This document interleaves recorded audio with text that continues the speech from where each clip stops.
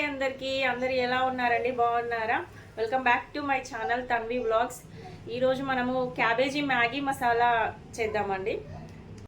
ముందుగా మనం medium size క్యాబేజీని తీసుకొని దాన్ని చిన్న చిన్న ముక్కలుగా కట్ చేసుకోవాలి. ఒక కడాయి పెట్టుకొని కడాయిలో 2 స్పూన్ల ఆయిల్ వేసుకొని ఆయిల్ హీట్ అయ్యాక క్యాబేజీ ముక్కలు వేసి కలిపి మూత పెట్టేసేయండి.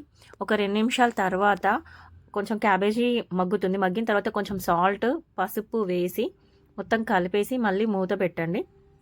ఒక 5 మినిట్స్ మగ్గిన తర్వాత అప్పుడు మళ్ళీ మనము ఆనియన్ చిన్న ముక్కలుగా కట్ చేసుకొని ఆనియన్ వేసుకోండి. ఆనియన్ వేసుకుంటే క్యాబేజీ కూరలో చాలా టేస్టీగా ఉంటుందండి.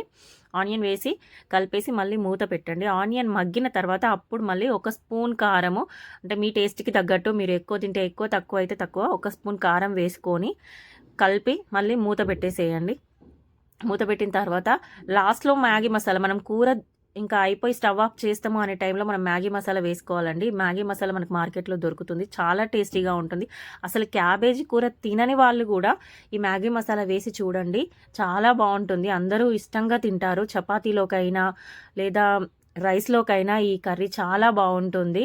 మీరు ఒకసారి ఖచ్చితంగా ట్రై చేయండి. క్యాబేజీ తినని వాళ్ళు చాలామంది ఉంటారు, కానీ ఇది ఇలా ట్రై చేయండి, అందరూ తింటారు.